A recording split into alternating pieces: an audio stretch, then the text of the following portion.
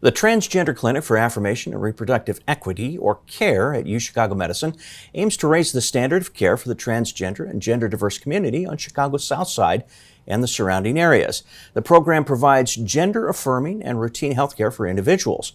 Dr. Andrew Fisher and Dr. Iris Romero are co-medical directors of the Transgender Care Program, and they'll be on the program, and a transgender community advocate will join us on At the Forefront to discuss this new program and the impact that it's having on the community. That's coming up right now on At the Forefront.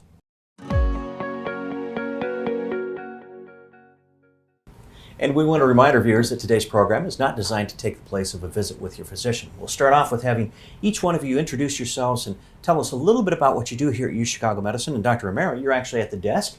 We are isolating because of COVID, so we have Dr. Romero at the desk and Dr. Fisher is over in the corner of the studio. We'll start with you, and if you can, tell our viewing audience what you do here. Thank you. Hi, my name's Iris Romero. I'm an OBGYN at University of Chicago. I've been here for about 16 years now, and one of my favorite things that I do is a clinic that we're going to talk about today, caring for gender diverse patients. Fantastic. And Dr. Fisher, you are up next. Thank you, Tim. Hi, my name's Dr. Andrew Fisher. I'm an assistant professor in the Department of Obstetrics and Gynecology. I'm thrilled to be working with Dr. Romero for the care services for our gender diverse population, and I'm the medical director of the Transgender Care Program here at University of Chicago. Fantastic. And this is kind of a new thing here at the University of Chicago, and an exciting new thing here at University of Chicago, and it's called the CARE Program. Tell us first of all what that stands for. And Dr. Romero, I want to start with you on this question, and then give us a little bit of information on the program or clinic. I'm not sure if you would call it a program or a clinic, what's appropriate, but tell us a little bit about it. Okay. Yeah, we are very excited about this new patient care service that we're launching here at the University of Chicago. So what we've launched is a comprehensive multidisciplinary care service for gender diverse patients. Really with the goal of patients being able to get all the various types of care they need with a medical home and seamless transition between specialties, which has been something that's been a challenge sort of nationally and definitely locally until we launched the Trans Care Clinic under the leadership of Dr. Fisher. So Dr. Fisher, let's have you jump in because this is pretty new. About a year old, roughly, is that correct? That's correct. We started the program within the Department of Obstetrics and Gynecology in April of 2021. But that was just a foundation. Since I've been here for over 2 years now, and I've come across so many physicians, mid-level providers, students, residents, fellows across all specialties, from mental health through different surgical subspecialties and medicine as well, who are just so excited about delivering care for this population. And gender diverse care is not new to University of Chicago. But there were many reasons why we decided to found this program to make our care services more streamlined and more accessible to our patients.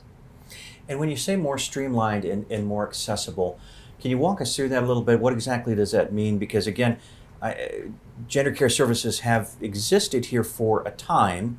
In fact, University of Chicago, from my understanding, you can correct me if I'm wrong here, was pretty,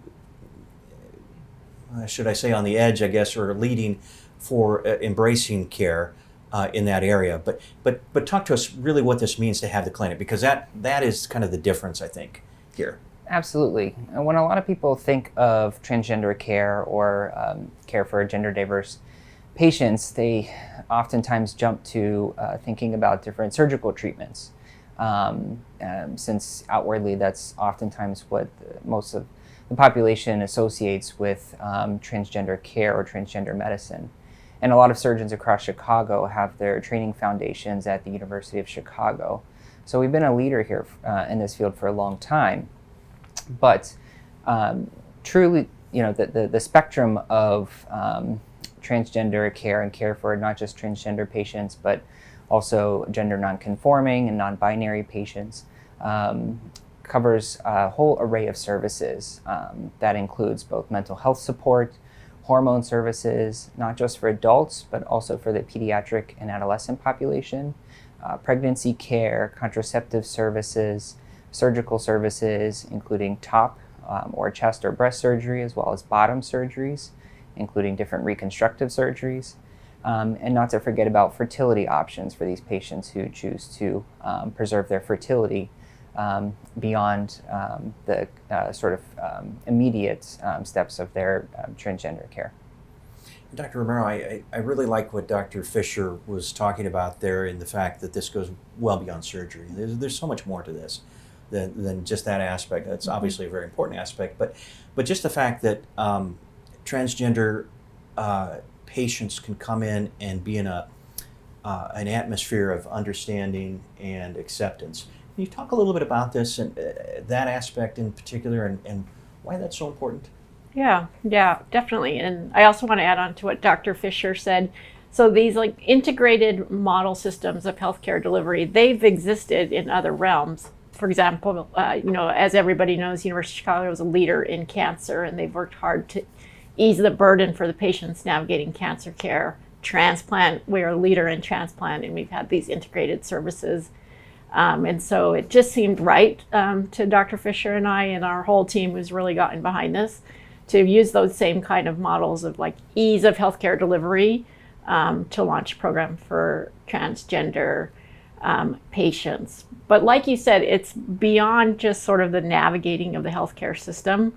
We have really carefully selected for and had really strong advocates join the team who have a high level of proficiency in the cultural competence, the community competence that it takes to provide this care, because it's so much more than a referral to a plastic surgeon or a prescription for a hormone. It's really understanding the journey of this patient population and being a strong ally and committed to like traversing this journey with the community and the patients. So thank you for bringing that up.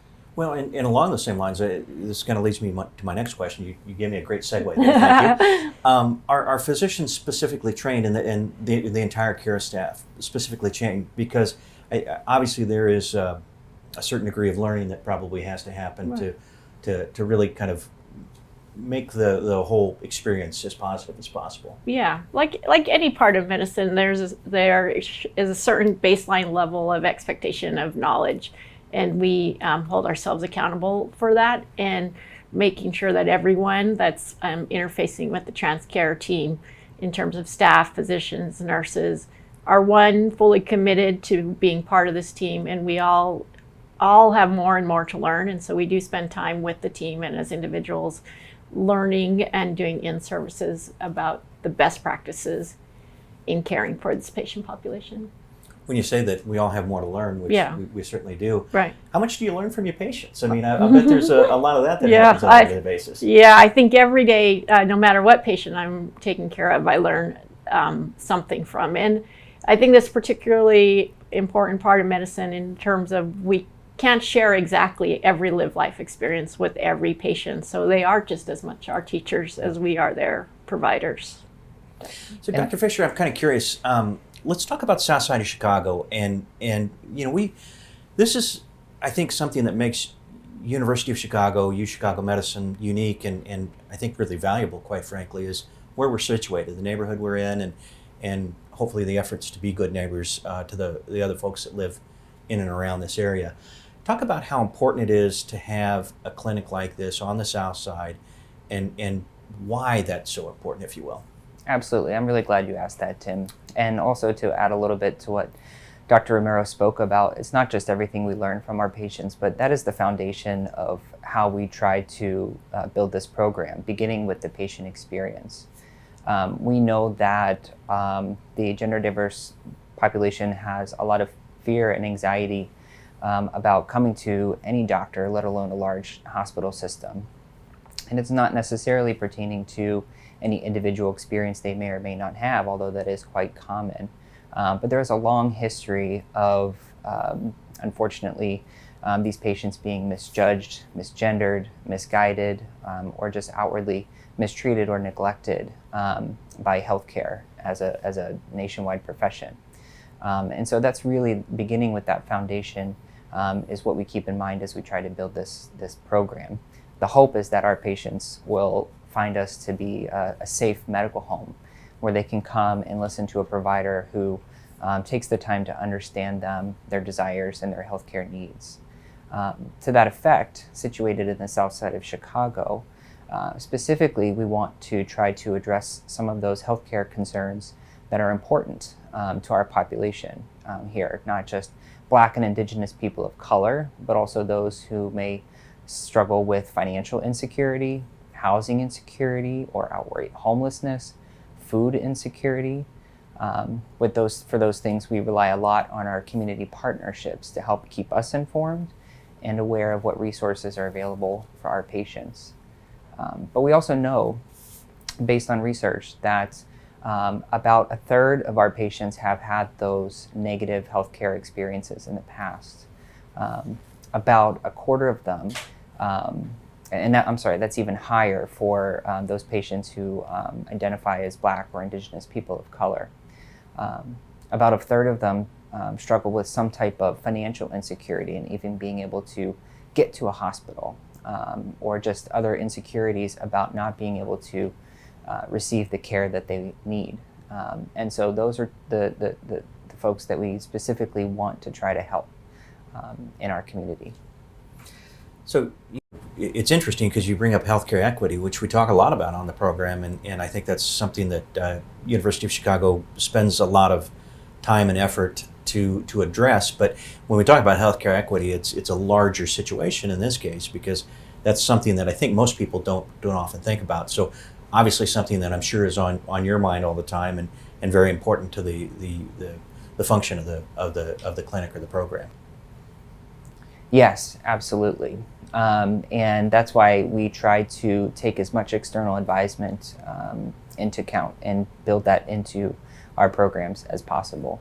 As Dr. Romero mentioned, we don't share all of those same lived experiences, but we can be here as allies and advocates for our patients, listen to them and what they need, and try to help them overcome those barriers that they're facing. Can you talk to us about gender-affirming care in general? I think you touched upon it earlier, but there's so much more to it. There's a lot of depth to this care, and I wonder if you could just kind of walk us through that and talk to us a little bit about that. Yeah, absolutely. And the important thing to remember is that care experience can look different for every single patient. And that's what makes that first appointment so important, to build that foundation of trust, to listen to our patient and figure out exactly what services they need, what they hope to achieve, not just with their own gender affirmation journey, but also what other basic healthcare do they need? What screening tests do they need? What type of medicines do they need to help control blood pressure or diabetes? All of these things, in my view, are really part of gender affirming care. Taking care of not just the gender affirmation aspects, but also the basic healthcare needs. But in terms of what is gender affirming care, again, that journey can look different for every single patient. It typically involves a combination of mental health support and diagnosis, oftentimes hormones, whether it's for pediatric and adolescent patients. They could be on hormones for estrogen to if they're hoping to pursue more feminizing therapy, or testosterone for those pursuing more masculinizing therapy. Many patients will then at some point choose to undergo some type of surgical reconstructive surgery, whether it's top surgery for breast removal or breast augmentation, bottom surgery to change the appearance and function of the genitalia. And many patients will also choose to undergo fertility preservation, whether it's freezing eggs or sperm, to maintain some option for biological offspring in the future. But I also like to mention too, part of our mission and those who are interested in family building is not just is keeping in mind that there are many ways to build a family through adoption, through combination of families, and so we like to help support our patients in all of those efforts.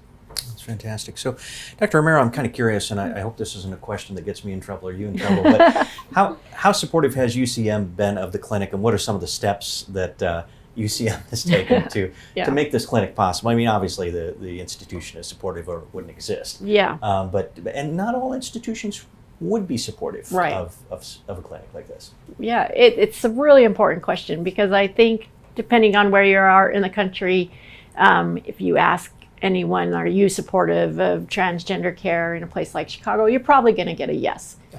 But the distance from a yes to putting real skin in the game can sometimes be really far. And I've been so proud and delighted every step of the way with University of Chicago Medicine is that it's never been lip service since Dr. Fisher and I started.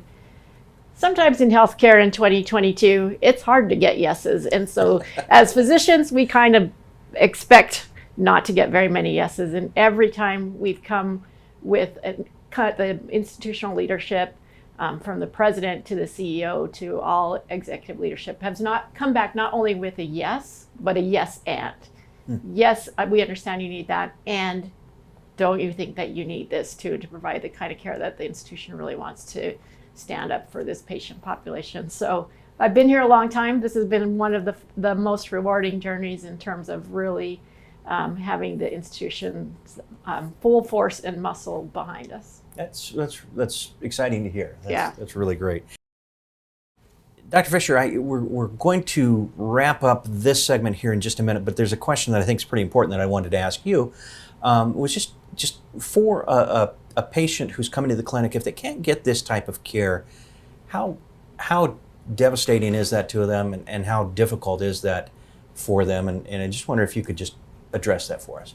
Absolutely. One of our big areas of focus in caring for our patients is in the mental health realm. We know that most, if not all, of our patients do suffer from anxiety or depression, ADHD, many other mental health struggles that can impact their work, their social life, their family life, and their schooling. And we know, not just in terms of our own clinical experiences and the experiences of our patients, but also the research has shown that a patient being able to access gender-affirming care services significantly reduces the burden of those mental health issues.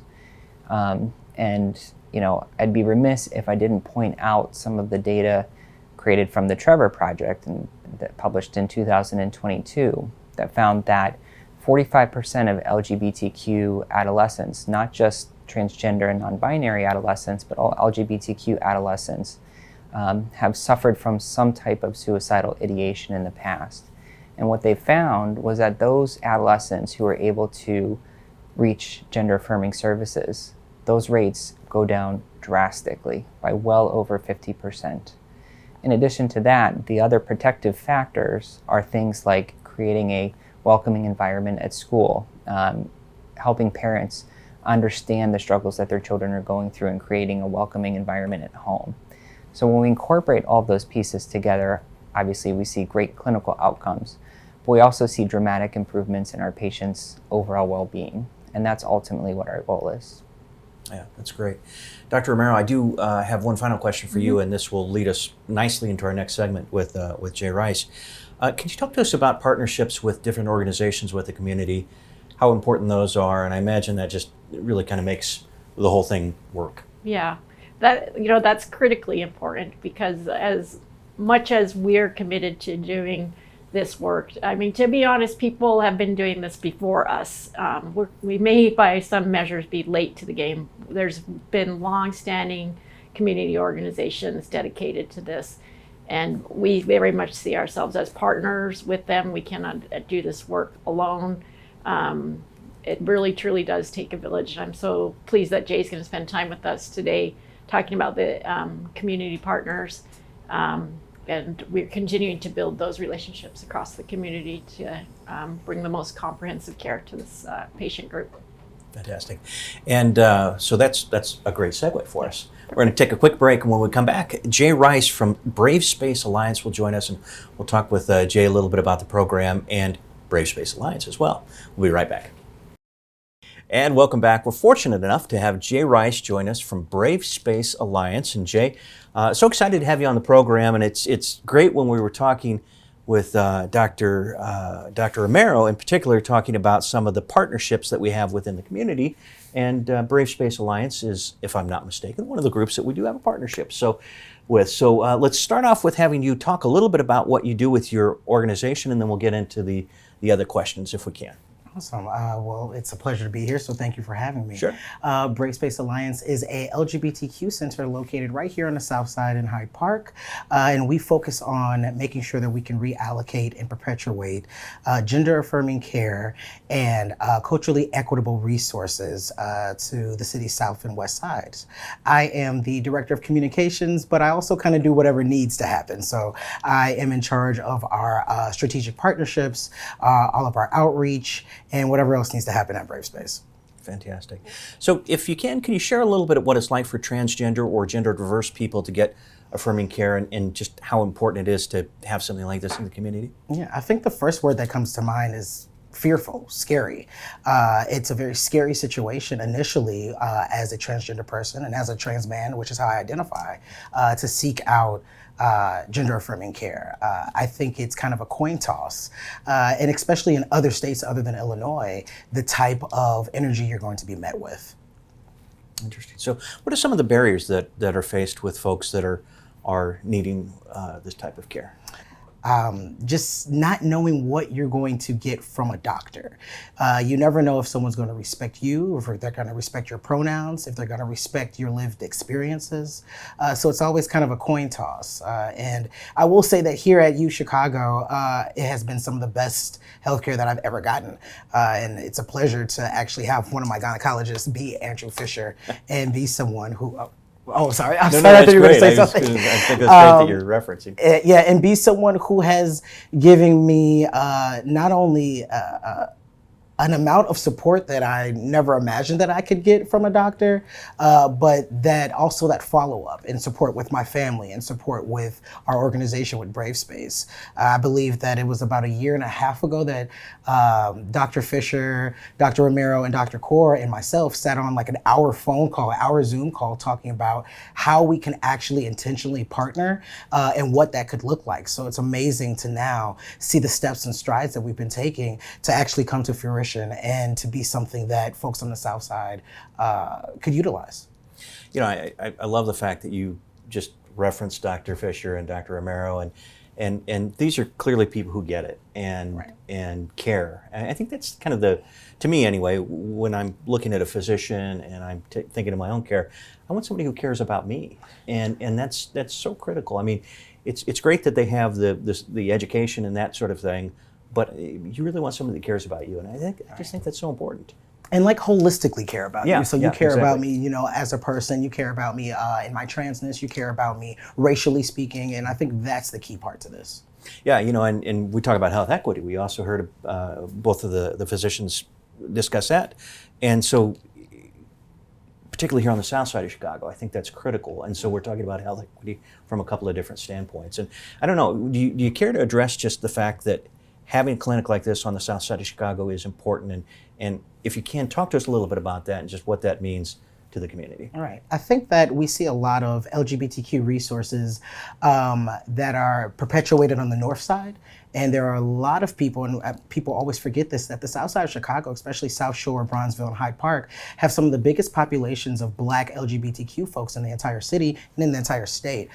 So for resources like this to be on the South Side and to stop Black and brown LGBTQ folks for having to travel up north for resources is very vital to our survival. And I know I don't know if we're gonna get to this question or not, but I think one of the other ones was what makes it different for Black and brown LGBTQ and transgender folks. We are not only dealing with barriers and biases against how we identify our gender identity, but we're also dealing with racial barriers and racial biases and anti-Blackness, anti-brownness, anti-Indigenous acts that go on, especially with the medical field. And when we look at the medical history with Black folks and brown folks in this country, there's a distrust in the medical field, rightfully so. So it's kind of a two-parter. So having these resources on the South Side allows not only folks who are experiencing or wanting gender-affirming surgeries and care to get that, but like you said, it's equitable. And it's somewhere where we don't have to now take 2 trains or 3 buses or Uber ride to get these resources. You know, it's interesting that you bring that up because that's something we were discussing on another program recently when we talked about cancer care and just how critical it is to be close to care. Right. And to your point, if you have to hop on a bus and you have to transfer, and it just makes it so much more difficult, and you're much less likely to go and get that care and the preventative care possibly that Right. is very important. It makes it difficult and it makes it unsafe. It is not always safe for trans folks to travel and use public transit. And I think that's also an aspect that we forget when we're talking about gender affirming care. It is not always a safe environment for us to hop on a train or to hop into an Uber. We're met with violence. We're met with a lot of anti-transness and and a lot of homophobia. So, you know, it's also taking that safety aspect into consideration too. Yeah. If you had a message to give to healthcare institutions, healthcare providers, what would it be? Keeping people's humanity at the forefront of the care that you're providing can be the difference between life and death for a lot of folks. I've lost a lot of friends. Society in this country and this city as a whole has lost a lot of trans folks due to not having an adequate access to care, due to not having an adequate access to insurance. And I think when I walk into a doctor's office, especially when I've walked into Dr. Fisher's office and when like partners of mine have walked into Dr. Romero's office, being met with the utmost amount of humanity has changed our lives. So again, remembering that you are here to provide care, no matter how you feel about someone's life choices, and being able to put that humanity at the forefront of the care that you're providing is vital. I like how you work in at the forefront too. See, I knew you'd knock that curveball out of know. the park, and that's why I gave that one to you. You did great. Thanks. One final one for you, though. If you wanted to give a message now, you've given the message to the medical community, but if you want to give a message to someone maybe like yourself, and you think you're searching for care, what would you tell them? First of all, visit us at BraveSpace. And when you come in and visit us at BraveSpace, I'm going to lead you to University of Chicago. Whenever I'm out socially and someone is asking, oh, you know, who's a good doctor to have, or, you know, who do you go to? I always mention Dr. Fisher. I always mention University of Chicago, because when I personally was going through different health issues in my life, not being treated like a human added to the weight of diabetes and other things that I was going with. Not being taken seriously or having other people's biases and beliefs or religious whatever come into play when treating me, when treating my body, it put me in a dark place. And so I understand how not being met with that humanity that I mentioned earlier can put folks in places that they don't want to be in. So, you know, I suggest that you seek out organizations like BraveSpace, like Howard Brown Health, to get those, sorry, I'm going to pause and then I'm going to come back, because this is a heavy topic. Yeah, I would suggest folks come to organizations like BraveSpace that can help you with maneuvering the medical journey, because it's a lot. And then I would suggest that people call on other folks in the community like myself or other folks who have gone through these things. You're not alone in it. You're not the first one to think, hey, you know, I need to do something that's going to affirm my gender. So I think that was one of the biggest things that helped me, is realizing that I wasn't alone, and having doctors that actually cared about me. This wasn't just a one-off at University of Chicago. It wasn't like oh, well, here's this thing you can do, and, you know, I'll come do the surgery and that's it. Dr. Fisher gave me a cell phone number. He called my partners. He called afterwards. He still calls and checks up on me. So, you know, I suggest all trans folks come to the University of Chicago, and I was not paid to say that. But yeah, that's the advice I have, is seeking out those support groups, seeking out those organizations like BraveSpace, Howard Brown Health, that will help you maneuver this, because you aren't alone. And there are a lot of doctors, for as many doctors and as many medical professionals that we've met, that have met us with anger and violence, there are a lot that are here to make sure that we're affirmed in our gender identity in the most equitable and caring way. It's so important, and it's nice, and just the ability to be able to talk to somebody, I think, is so important. And like you said, realize you're not alone. Yes. Yeah, so important. Well, thank you very much for appearing on the program today. And no, we did not pay you. Thanks for having me. You were great, though. That was really, really good. We appreciate it. And we are out of time. A special thanks to our guests for being with us today, and a big thank you to those of you who watched.